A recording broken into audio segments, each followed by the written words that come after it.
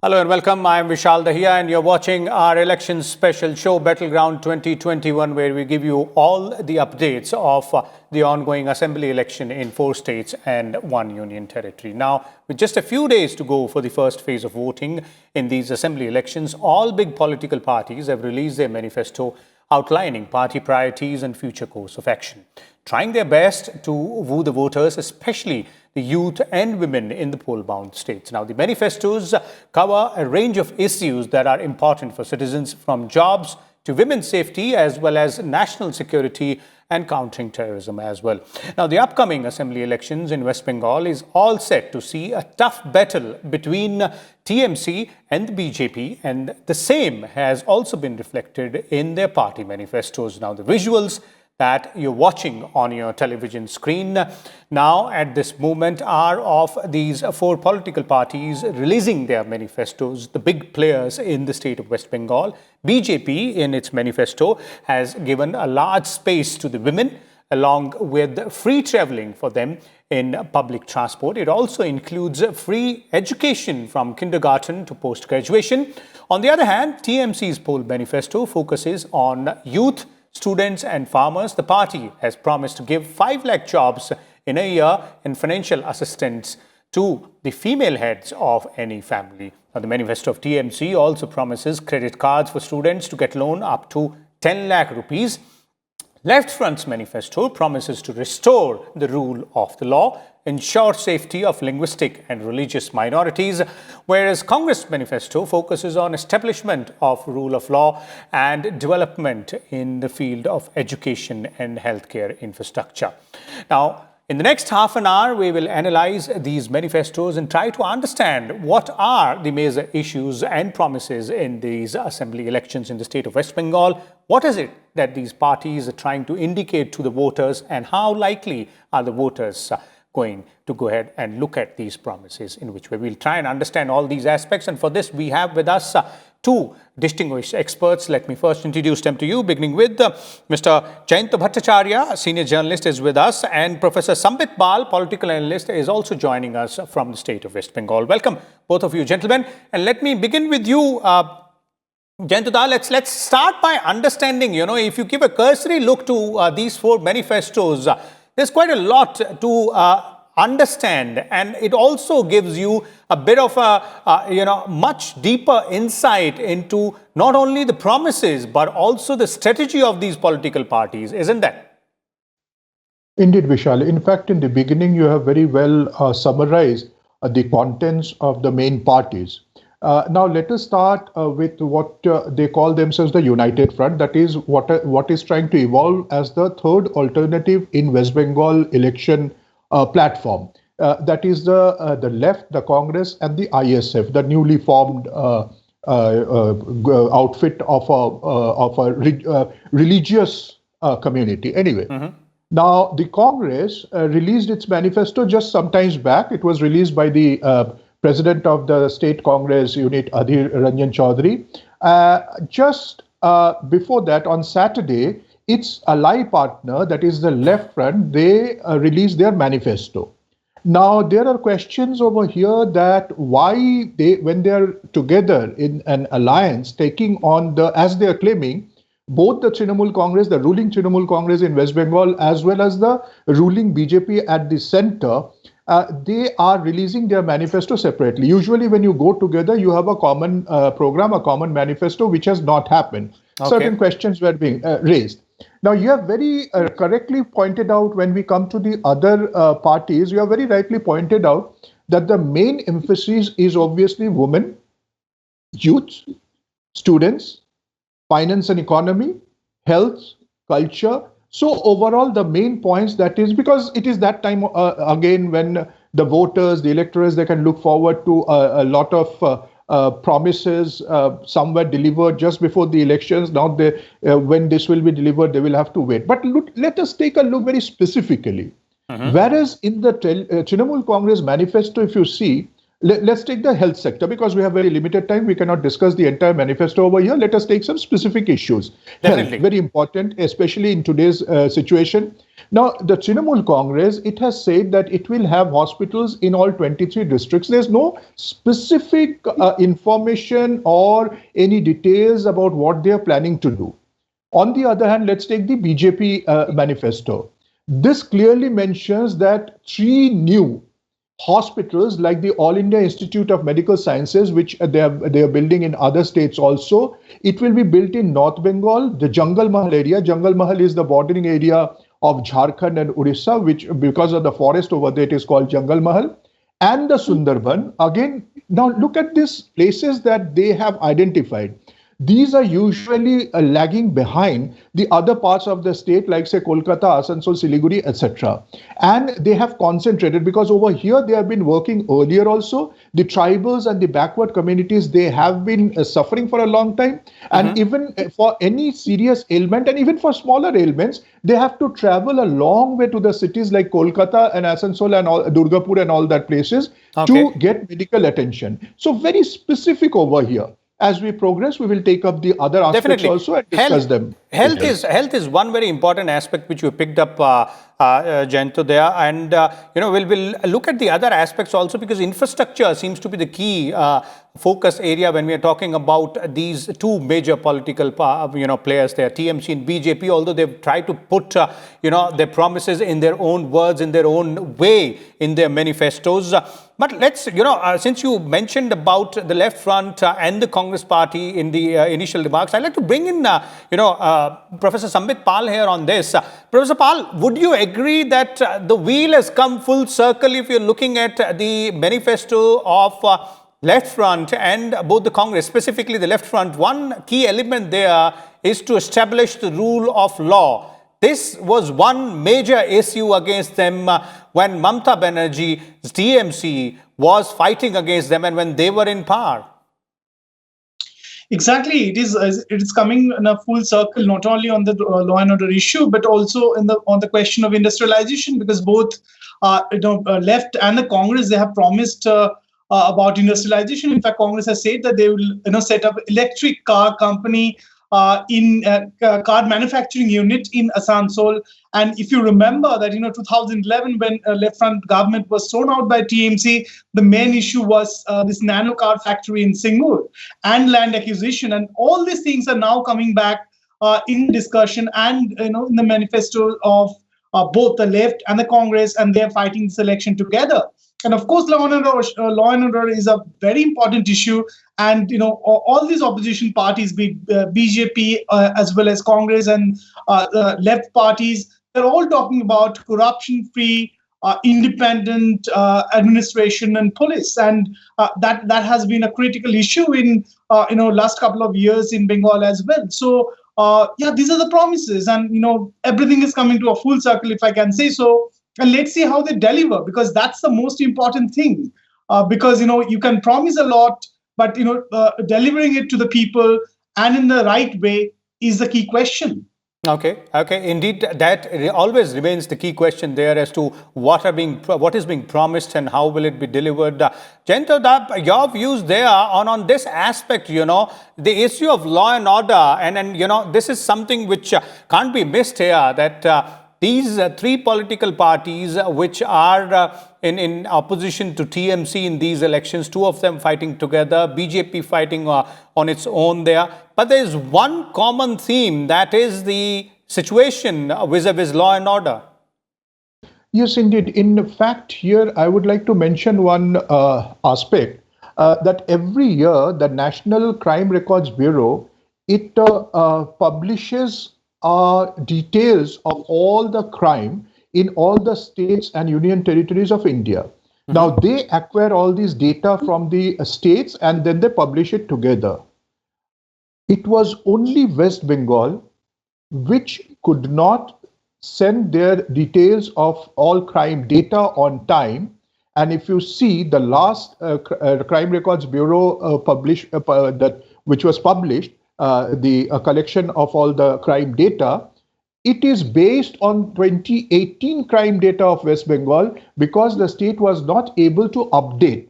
Now, we spoke to the local authorities and they said it was due to the corona, they could not send it. And when they finally sent it, there were certain questions. Now, okay, fine. So they failed. Whatever, at the end of the day, they failed to update it. So this kind of, reflects very poorly. Now, talking about crime situation on the ground, West Bengal has suffered. It has suffered since a long time. We had been talking about Bihar and Uttar Pradesh, but actually, if you see inside the villages in the rural areas, there were certain areas that journalists who have covered West Bengal would know. And I'm not talking about today. I'm talking since when the Congress was there, since the 1960s, when the ultra-left movement started. Since that period of time, there were places where you could not even go. The police, the journalists, no one could go. And in fact, even as late as, say, about less than a decade back, this Jungle Mahal that we are talking about, there were the Maoists were roaming around there, and you could not enter without their permission. I'm saying that within quotes, without their permission. And today, when elections take place, because there is more media, there is social media, everyone has a smartphone, you are getting to know about it, what is happening over there. This elections, I hope that the Election Commission comes down very heavily and is able to control the crime and law and order situation in West Bengal. Okay, that is during the election process, but law and order as an issue, obviously, with all three major political parties out of four, other than the one which is obviously the ruling party talking about it, clearly says a lot about how important that particular issue is in this election. Professor Sambit Pal, I'd like to bring you in here. And let's now look at both major players, that is Trinamool Congress and the BJP here. One aspect Jayanto earlier pointed out vis-a-vis the health sector, how both these parties have tried to go ahead and, talk about this aspect in their manifestos. But if you have to pick up the major issues, infrastructure is one. Both parties are seemingly also trying to woo the, women voters. And youth is also one segment, which obviously none of the political parties would let go of. Exactly. In fact, Vishalji, if you look at the issues in this election in West Bengal, you will find that identity politics has been dominating the West Bengal politics for quite some time, and both TMC and BJP, they have focused in this area.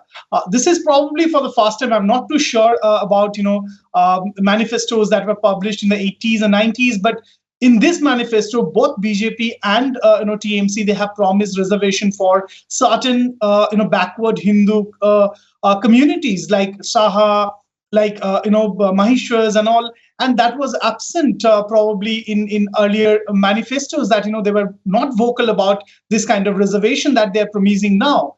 Apart from that, yes, women has been a very important issue, and this election is being fought on a different layers, and women are very important in this election, because as you know that Mamata Banerjee is projecting herself as a daughter of Bengal. And in BJP's manifesto, we have seen that they have been, as we call in Bengali, called Potoru, that they are there to give everything for the women, free education from KG to postgraduate level, free travel in government transport, and 33% reservation for the women in government jobs. So there have been a lot of promises in as far as the women are concerned, and because about 49% voters in West Bengal is women, and that's very important area they had to look at.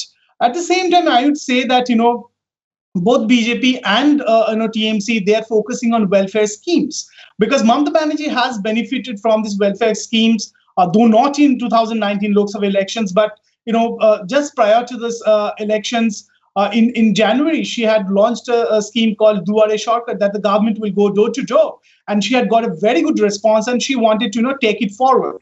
Then there are many schemes like Kanyasri for the girl students, then Jubasri for the youth. So there have been plenty of welfare schemes that West Bengal government had launched, and BJP has taken cue from there as well, and they have also promised such schemes, as well as support to the farmers. That has been another key areas in West Bengal as well. And as we know that there have been debates over the farm bills at the national level. BJP wanted to ensure that it doesn't impact in the West Bengal election, and they have promised that Krishak Samman Nidhi benefits will be delivered, and at one go the farmers will get 18,000 rupees, which they're not getting because West Bengal government was not allowing this scheme to be implemented in Bengal. So there are lots such issues, welfare schemes, identity politics. These are dominating factors, and that has reflected in the manifestos of both BJP and TMC. Okay, fair enough. Women is one section of the society which obviously everybody, all political parties would want them to be on their side. Mr. Bhattacharya, if you're looking at, other aspects as well, we can't but, help noticing that corruption seemingly is one another major issue which the opposition party, specifically the BJP, will try and, corner the TMC with. And interestingly, jobs, that also is a very, very important issue here, because even in the ruling party's manifesto, it says promises of 5 lakh jobs per year. Yes, indeed. It does promise 5 lakh jobs per year. In fact, I will go back a little bit in time. That is, since the time that the new government assumed office in West Bengal, they had been holding kind of exhibitions and conferences wherein they claimed that lots of investors had come, and I cannot count the zeros right now, how many lakhs of crores of investment had been promised. But there has not been that kind of real investment in real terms. So it has been, now see, West Bengal is mainly based on agriculture. But since due to the movement of the population from rural to urban areas looking for jobs, etc., it was time for some industrialization also. Now, in almost 30 years of the left rule, slowly the industries and other financial organizations and others, they slowly withdraw from West Bengal because of the typical term all of you have heard, cholbena. Everything is, nothing will work here. So they slowly went away from West Bengal. Then came Buddhadev Bhattacharya of the left, who became the chief minister. He wanted industrialization as well as agriculture. He started to move in that direction. But many of the communists, they did not like this idea wherein he was giving land to many industries. He wanted to bring the nano car manufacturing unit in Singur. And there, Mamata Banerjee also got a platform against it. Now, if you see, Mamata Banerjee started on the back foot. Whether it was the nano manufacturing unit in Singur or the chemical hub in Nondigram, they went against the interest of the industry. So obviously, any big industrial house, of course, there has been a Reliance has some business over there. In fact, the connectivity, I mean, this mobile connection and all that, that has been first tried in West Bengal. It was there, but it was not enough to create enough jobs. So she started on the back foot, but through her finance minister that time, Amit Mitra, who has been with the FICCI also earlier, she tried to create an atmosphere where industries should come in. But unfortunately, it could not come to that extent where it could help all the people in West Bengal. So once again, knowing that very well, Mamata Banerjee, while making the manifesto, has ensured that she starts with an assurance of jobs. And as you see, the number is 5 lakhs, which over 5 years, if she wins, then over 5 years results in just 25 lakh jobs. So let's see. Okay, definitely. That is a really important issue. And the way you pointed out that connectivity between the economy of the state, industrialization and jobs out there. Professor Sambit Pal, your views there on these issues, unemployment, corruption and industrialization as well. Everything seems to be interconnected, and it looks like, the party which is in power right now, when it was in opposition and was trying to come to power, was against most of these aspects. And now the opposition is also rooting for the same way. Exactly. In fact, Mamata Banerjee had the problem, as Jayanta had just mentioned, that, she had come to power opposing, the farmland accusation for industrialization. And she couldn't come out of that that bubble that she had created for herself, and that was very problematic. But she had led the government for last 10 years, and she is now trying to talk about industrialization. And every year she had this industrialists meet, and would try to woo the industrialists to invest in West Bengal. But there were other reasons as well. At the international level, there was this economic slowdown, and that impacted the investment in West Bengal as well, if you look at it in a broader perspective. But this time, once again, it is coming up. And as you have seen that, BJP has also promised to create a fund of 11,000 crores, around 11,000 crores to build Sonar Bangla, that's, Golden Bengal. And they are insisting on this issue again and again, that this is the time. If they're given an opportunity, they will rebuild Bengal, which was industrial hub in the pre-independence era, and that has deteriorated over the decades now. And they will try to revamp that, revive that culture of industries, and they want to make Kolkata as a financial hub of the country. So these are the promises they are making, and these are, of course, very much important for the people of West Bengal, because welfare schemes are fine, that can support people up to a certain level. But what next? That's a question that every youth will ask. Okay, fine, we have got free education, probably we have got support during school days, college days, but then what? So both the parties are emphasizing on issues like building small and medium scale industries, big industries. So they had to talk about that. So that was about the industrialization part. Corruption has been a big issue, because the opposition parties are talking about corruption in each and every political rally they are holding, and that has also reflected in the manifesto. As we know that after 2019, Mamata Banerjee had launched a kind of scheme, Didi Ke Bolo, so where people could call up the Chief Minister's office and lodge their complaint if they had any kind of problem, be it corruption or any other issue.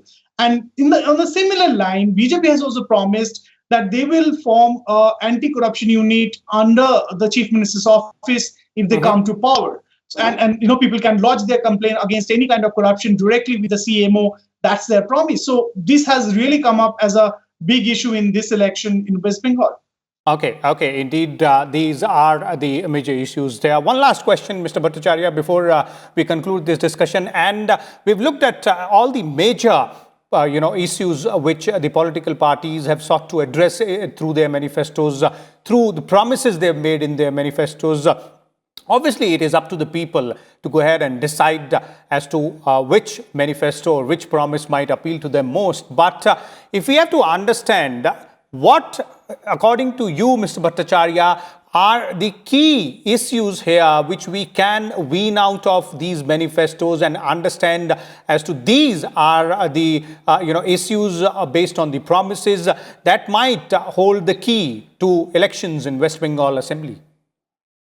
My personal feeling is that the key lies within West Bengal itself. For a long time, before partition, after partition, before independence, after independence of India, Bengal has been kind of aloof and alienated from the other parts of the country. Whether it is the culture, whether it was the language, whether it was the thinking, I don't know.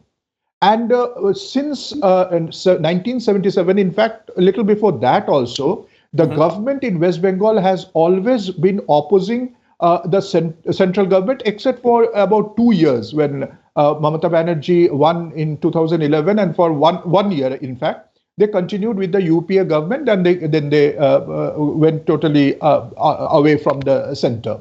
Okay. So these were the impediments for the state of West Bengal. But if you remember, this new government, which soon after it came to power, it had talked of look east.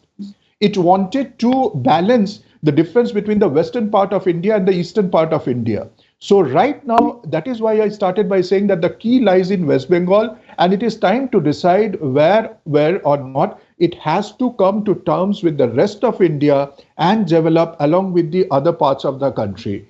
The answer lies in the future. Okay, definitely the answer lies in the future there, and it is the voters of West Bengal who hold the key to that particular future. Thank you so much, Mr. Jayanto Bhattacharya, as well as Professor Sambit Pal, for sharing your views and insights on this important aspect of these assembly elections, specifically in the state of West Bengal, where we analyzed all four major manifestos which have been released by the key political players in the state there. The Trinamool Congress, the main challenger, BJP, and obviously the United Front, comprising of the Left Front and the Congress party out there. Ultimately, it is completely up to the voters in the state of West Bengal as to which way they will decide and who will win these assembly elections. But we here will keep on bringing you all the details and updates as and when they happen. Keep watching Sunset Television. Thank you.